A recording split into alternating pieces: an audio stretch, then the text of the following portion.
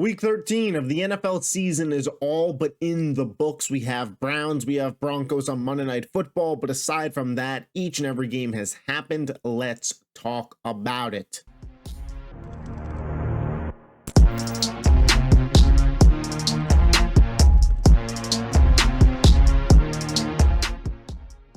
Now, if you haven't already seen, my Thanksgiving Day NFL game reactions are already live on the channel, as well as Sunday Night Football Bills 49ers, so we won't be talking about those games in this particular video, but have no fear, they are covered on this channel. Now, the Vegas Raiders fall to the Kansas City Chiefs on Black Friday, 19-17. The Kansas City Chiefs, I read this tweet about them, and I think it perfectly encapsulates the Chiefs, whether they're playing in the Super Bowl, AFC Championship, regular season game versus the Raiders, a college team, a high school team, they can win a game by exactly 3 points. And this one they won by 2, but you get the point. Every game that the Chiefs have been in this year has just been close, competitive. And some people online are referring to them as last year's Philadelphia Eagles or the Pittsburgh Steelers that were 11-1 from a couple years ago. And while I understand where you were drawing that comparison, I will say not so fast. The Chiefs are still not the best version of themselves. Obviously, Isaiah Pacheco came back, but only 7 carries in this game, wasn't ready for a full workload. Same deal with Charles Omenihu on the defensive line. He's working his way back. I expect the Chiefs to play some of their best football in the month of December. And they could be getting Hollywood Brown back, I heard. So could be a big deal for this team and this offense. Now, the Chiefs as a whole, I think we're correctly not viewing them as Super Bowl favorites. I think that Buffalo in the AFC has outplayed them. I think Detroit and Philly in the NFC look better, but at the end of the day, the Chiefs do still have Patrick Mahomes, Andy Reid, and Steve Spagnuolo. And is there really a, head coach, D coordinator, quarterback combo you'd rather have for a playoff run? Probably not. For the Raiders, listen, they for what it's worth for this 2-10 football team, they do give Kansas City trouble. And if I'm a Raiders fan, I look at that and think, hey, we get to draft Shador or Cam Ward, whichever one of those guys is our guy, and they hit early on, plus this defense with Crosby and Wilkins and Jack Jones, and, they already kind of have KC's number a little bit. We got Brock Bowers, who could be in Offensive Rookie of the Year conversations, truthfully, 10 for 140 in a tub in this game. Like, if I'm a Raiders fan, it's fine that we lost this game, honestly, because I'd rather be moving up the draft board or at least staying where I'm at. But it's something to keep in the back of my mind. Like, hey, as this AFC West gets uber competitive and the Chiefs are the Chiefs and the Chargers are getting better and the Broncos are getting better, you look at a game like this and you're like, not all hope is lost. There are some pieces on this Raiders squad. Speaking of those Chargers, they went into Atlanta and defeated Kirk Cousins and the Falcons. The Chargers, now 8-4, have the 5 spot in the the AFC wildcard playoff picture. So they'd be matched up with Houston right now. I feel like that 5 spot in the AFC is really, really a big deal because Houston, of the 4 division winners, feels the weakest. And if you're the Chargers and you can hold on to that, there's a world where, hey, we won a playoff game and now we're playing Kansas City for the 3rd time this year, whose offense isn't spectacular. We have a shot to go to the AFC Championship. So this is a big win for the Chargers. This is a game in Chargers years past that they lose this game on a walk-off touchdown. The Chargers would charger this thing up and lose the game. It hasn't happened, man. It has not happened under Jim Harbaugh. This team is physical. This team is excellent. The defense scores a touchdown in this game with a pick 6 from a guy you've never heard of. I mean, classic Harbaugh defense. Herbert was solid. I mean, him and McConkey, you look at the box score right here. I mean, that's all it was in this freaking game. In the first half, Justin Herbert had 115 passing yards. In the first half, Ladd McConkey had 105 receiving yards. For the game, Justin Herbert had 147 passing yards, and Ladd McConkey had 117 receiving of them. This team gets another receiving weapon, and I've been saying it for weeks. Like, they're a fucking Super Bowl contender. T. Higgins in the offseason to the Chargers? Like, the league better watch out. That's all I'm saying. And for the Falcons, I in my tier list last week, stamped my claim that Tampa was going to win this division, and I put the Buccaneers above them because I said the offense is just predictable and Kirk just doesn't have it. And Kirk went out and said, I really don't have it. 0 touchdowns, 4 interceptions, a 40 passer rating. It was just bad. I mean, this was bad from Kirk Cousins. Bijan Robinson had a fine day, but you're not going to win games in the National Football League with this level quarterback play. And, Atlanta beat Tampa both times, so Tampa has to get a game up on Atlanta. But when you're winning your division through week 13 and people online in your fan base is saying, let's go to the backup quarterback, there's a little bit of cause for concern there. Some alarm bells got to be ringing. And you just say to yourself, like, if this team had instead just drafted Penix at 8 and had spent the Kirk Cousins money elsewhere and got a real pass rush, how good would they be? I mean, we'll find out if Penix gets out there, but the Falcons, 6-2 and then 0-4 in their last 4. I still stand on my claim that Tampa's going to win this division. Atlanta's in some real trouble. The Pittsburgh Steelers all put end to the Cincinnati Bengals season with a 44-38 victory. I couldn't believe I was watching an AFC North game that had 44-38 at the end of it, and it wasn't Ravens Bengals. But here we are. I mean, Russell Wilson, this is, some of you guys in the comment section have come after me for my take that the Steelers can legit win the Super Bowl. But week in, week again, Russell Wilson leads this team to proving my point. We know that the defense is disgusting, and Highsmith isn't even playing right now, but you have TJ Watt. Cam Hayward had a disgusting breakthrough tackle near the goal line against Chase Brown. That was nasty. Herbig had the strip sack. You have Patrick Queen, Minkah Fitzpatrick, Joey Porter. Like, the defense is fucking loaded, and everybody knows that. You might have the best kicker in the game in Chris Boswell, which, I mean, kickers matter, man. Like, you want to go into a playoff game and feel confident that your guy can make it from 48 out. And the Pittsburgh Steelers have that. But what I've said is the offensive ceiling that Russell Wilson has given this team with his ability to extend the field and throw the deep ball and give guys like Pickens and Freiermuth and Van Jefferson deep ball action. This is revolutionary for this offense. And the Justin Fields packages at the end of the game to close games out with the read option. Like, Pittsburgh is a formidable offense. And I'm not sitting here telling you they're up there with Detroit and Philly and Baltimore in terms of efficiency on offense. But when the game calls for them to pick up a first down, when the game calls for them to put up 30 plus points, Russell Wilson is able to rise to that occasion. And there's no reason that in a playoff stretch that this team can't make those things happen.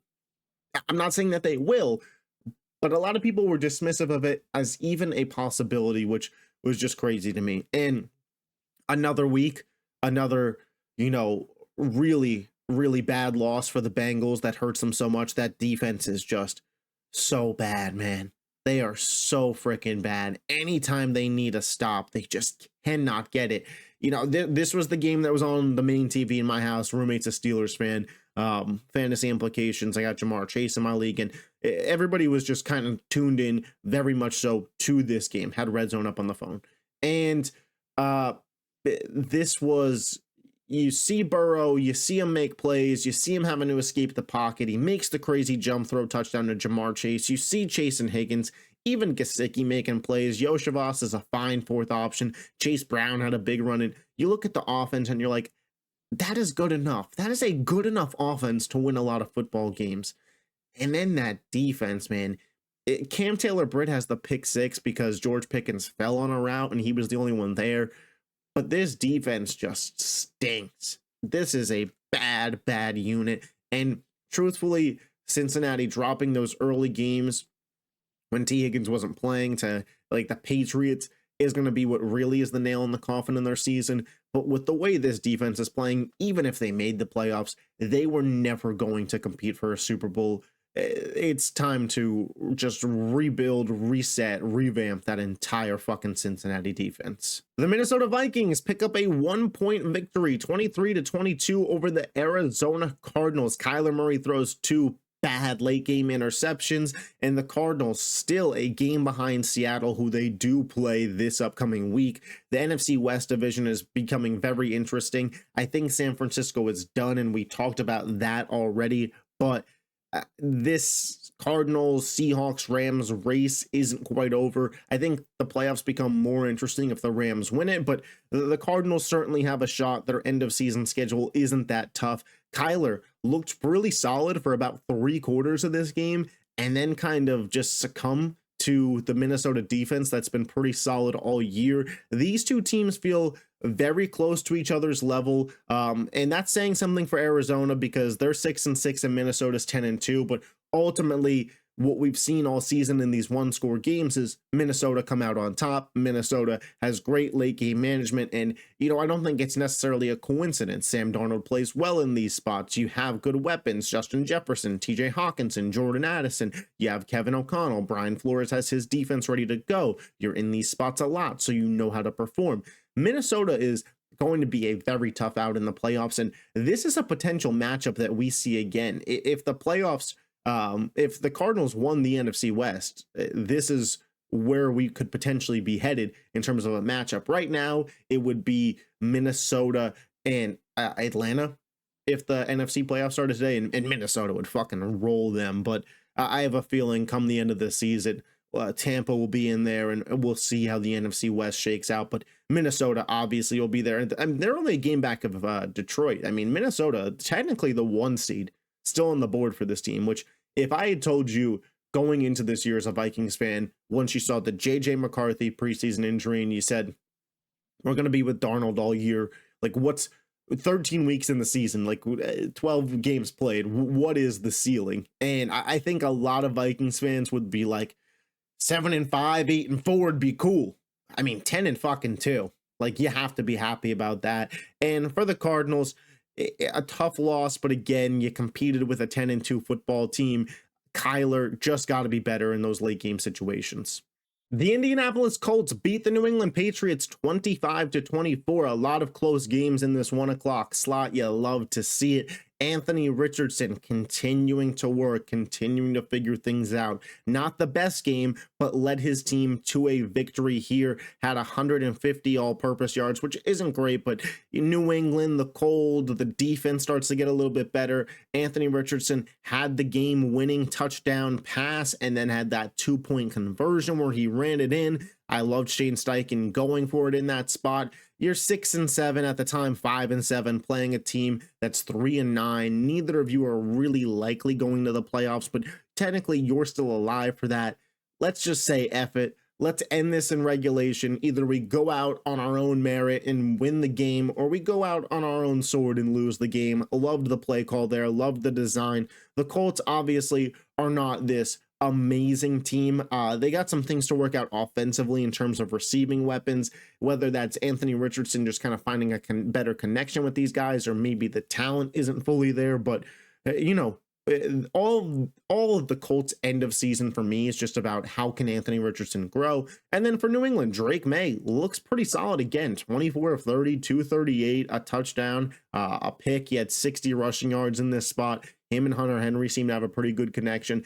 Patriots games have actually been pretty fun to watch since Drake May has taken over. I'm not grabbing too much for either team from this game. Both teams, I should say, should just be focusing on developing their guy at the quarterback position. The Seattle Seahawks pick up the victory over the New York Jets 26-21. On my weekly prediction series, I had picked the Jets to win this game. I said Seattle coming off of a big win, traveling across the country, New York, the weather might not be great. Give me the Jets in this weird spot because I thought that the defense was going to hold up for them. And I got to tell you, early on, I thought I'm spot on my prediction. The Jets are up 21-7. They're driving. They're, about to score, about to make it 28-7. Rodgers misses Garrett Wilson completely on a touchdown pass. And then the next play throws a fucking pick six. And it's like, oh boy, Jets gonna jet. And the Jets certainly did jet. Weird game overall for both sides here. Jackson Smith-Njigba continues to be the #1 target for this team. Has completely taken Tyler Lockett out of this offense. Smith-Njigba is their middle of the field, yak guy at this point. Him and DK Metcalf will be a good pairing for years to come. Same with Ken Walker. Geno Smith playing pretty well over the last month, I would say, in Seattle. now in first place in this NFC West in the Mike McDonald era would be huge for them to win the division this year. Obviously, nobody could have really predicted what happened with San Francisco, but to be better than the Rams, to be better than the Cardinals, who are both competitive teams this year, and if Seattle can hold on to this division, that's just really bright for their future because they got a lot of young talent that's growing. Witherspoon, Tariq Woolen, Byron Murphy, the rookie they just drafted, the guys on offense that I mentioned, like there's a lot of room for growth with this Seattle team, and you're good enough that you're probably going to roll with Geno again next year. I wonder how much that caps your ceiling, but at the end of the day, like the guys winning fucking football games and might be winning a division. Like if they hold on and win this division, Geno will have led the Seahawks to the playoffs 2 of the last 3 years. Hard to complain about that. And for the Jets, I say this every week, so I don't want to drag it out. Aaron Rodgers is cooked. He's washed. Hang up the cleats. It's over. It is just over for Aaron Rodgers at this point. He misses just remedial throws that he used to make with his fucking eyes closed. And it's sad to see. Firing Robert Saleh, huge mistake. The defense has just been, it's been good. Like definition of good, it's been good. Under Saleh, they were great. This organization is just a cluster at this point. The Commanders beat down the Tennessee Titans 42-19. This is huge for Washington because if Washington had continued to stumble and continued to fumble into their bye week and had lost this game and gone into the bye week at 7-6, all of a sudden, like your playoff berth is no longer a guarantee because you could have had, the Rams and Cardinals are 6-6 and they both play next week. So you could have realistically had 2 or 3 7-6 teams in the NFC West, plus you being 7-6. And then if Atlanta and Tampa Bay both won next week, they'd both have been 7-6. Like this game is huge to just give yourself that game cushion if you're Washington. And boy, oh boy, did they desperately need it after the loss to Dallas, the loss to Philly, like the games that they'd just been losing continually. The offense just wasn't looking good. This was the game that they absolutely needed to look at themselves and go, hey, maybe we got something here. Jaden Daniels, 206 passing yards, 25 of 30, 3 touchdowns, ran one in on the ground, so 4 total, 114.7 passer rating. You nearly had 2 rushers over 100 yards in this game. Terry McLaurin finds the end zone twice. Like, this is everything that the Washington Commanders needed to see. I do think that they're going to get it in the playoffs. I think it's very matchup dependent as to whether or not they'll be able to win a game, because right now, with the way Green Bay and Minnesota are playing, it looks like they'll be the 7 seed, meaning that, they're going to get Philly or Detroit probably. We'll see how it all shakes out. But, Washington looks like they could be on the path to making the playoffs. And for Tennessee, Will Levis wasn't too bad, but he caps the ceiling. Realistically, the defense just got lit up in that first half, gave up 21 points in the first quarter. Not a great look, but at the end of the day, Tennessee's season is pretty much over anyways. Nick Westbrook-Akine, this guy scores a fucking touchdown every week. Scored 2 this week. Craziness, but huge win, massive win for the Commanders. CJ Stroud and the Houston Texans hold on to defeat the Jacksonville Jaguars. Obviously, we saw the Al-Shaair hit on Trevor Lawrence.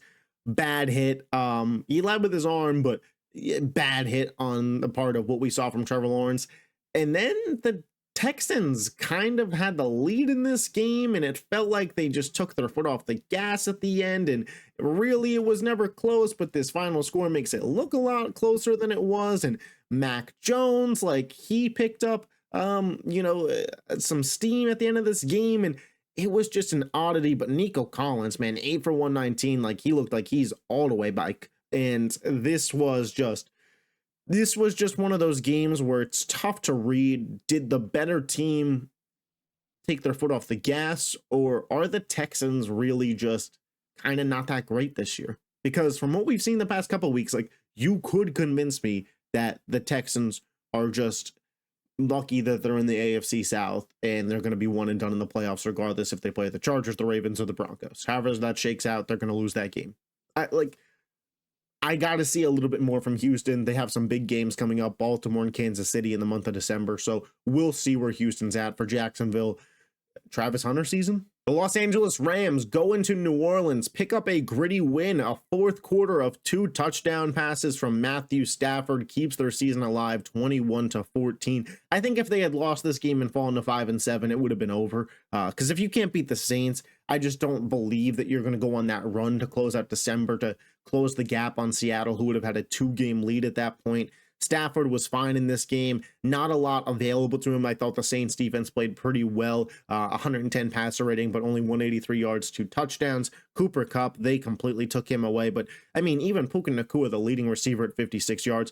The Rams have their run game to thank for this. Kyron Williams and Blake Corum were excellent, both averaging over 5 yards a carry. Kyron Williams up there at almost 7 yards a carry with only a long run of 17 yards. So like that was just trugging along all freaking day. For New Orleans, Kamara had a pretty good game. Taysom Hill, likely a season-ending injury, looked pretty bad watching it. But for the Rams, man, their playoff hopes are alive. You know, I don't think that they could go win a Super Bowl, but when you have Stafford, Kyron, Puka, Kupp, McVay, some good pass rush presence on defense, like you're eligible to upset anybody. Like if we see the Rams win this NFC West and Minnesota has to travel to LA, how confident are you that the Rams are losing that game? Because to me, that feels very like coin flip. And that could be the reality that we're headed towards. In overtime, Baker and the Bucks defeat the Carolina Panthers 26-23. This is great for my narrative of Baker and the Bucks winning the NFC South. I think that's also what football fans should be rooting for. Baker didn't have a great game in this one, but had the overtime win. You talk about a running back duo that's succeeding. Bucky Irving and Rachaad White. Like Bucky Irving, 25 carries, 152 yards, and a fucking tug. Oh my goodness. And Rachaad White, I mean, right there with the man, 11 for 76, averaging 7 yards per carry. Like we talk about these great running back duos. We're going to have to start adding Bucky Irving and Rachaad White to those conversations because these guys are playing great. Mike Evans, 8 for 118 and a touchdown. I think obviously the loss of Chris Godwin limits the ceiling of this offense and just the ceiling of this team in general, because when they were hot at the beginning of the year, like they were putting on offensive clinics. But Baker and the Bucks, man, they're another one of those teams. Like I don't want to see them in the first round. Like they are eligible to upset Green Bay, Minnesota, Washington, if it happened to be that way. Like, you know, Baker and the Bucks are a good squad. And how about Bryce freaking Young, man? Carolina. Like, I don't think that obviously they're not going to be sniffing the playoffs this year, but I don't think they draft a quarterback. Bryce Young over the last month, since he has come back off the bench, has shown great things. And I was a big David Canales guy, and a lot of people were like writing off Canales and writing off Bryce Young, like, see. Oh, pump the brakes. We just got to Thanksgiving, and Bryce Young is showing the flashes, and he's showing the flashes with Adam Thielen as his number one option. I'm just saying, Adam Thielen's like 40 years old. Give Bryce Young some credit in this spot for just even getting this game to overtime. The Panthers are kind of a fun watch for December to see what does Bryce Young do, and does he secure another year for this team to believe in him. And then we saw the game of the weekend. The Philadelphia Eagles defeat the Baltimore Ravens 24-19.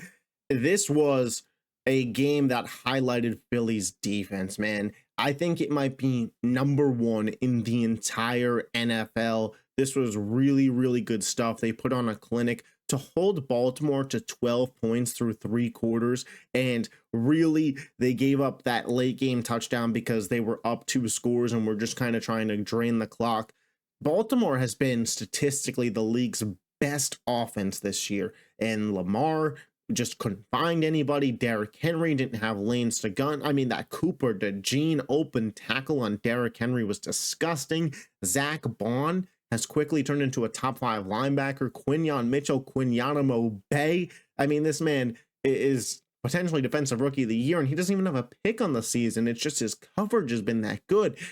This is crazy because if you watch the Eagles last year, you knew that their collapse was mainly on the defense. I'm not going to say that the offense was perfect, but the defense was one of the worst in the NFL.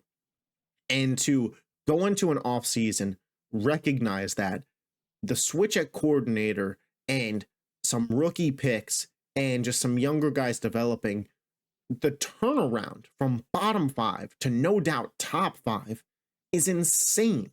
And that paired with what I believe when healthy is the top 5 offense in Philly, I don't think another team is top 5 in both categories. You could say Detroit, but without Aiden Hutchinson, I don't think that defense is top 5. In terms of balance, it's Philly. Philly is the most balanced team in football. Buffalo's close. I think Buffalo's close. I think Buffalo and Philly are the 2 most balanced teams in football in terms of how good their defense is and how good their offense is. Detroit's a very close third as well. But for Philly, I think they might be the only team that's top 5 in both. I'll have to look at the numbers, but eye test wise, Jalen Hurts 11 and 19, 118 yards, nine, not a great passing day. But no Devonta Smith. They lean on Saquon, lean on the run game, lean on that defense. For Baltimore, by the way, like their defense looks like they figured it out.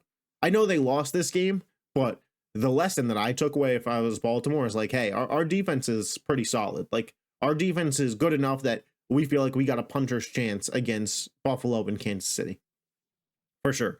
But for Philly, this is, Saquon Barkley's my MVP. I think especially if he breaks the rushing record, it's like, what does a running back got to do to win the award then? If he breaks the record and you still don't give it to him?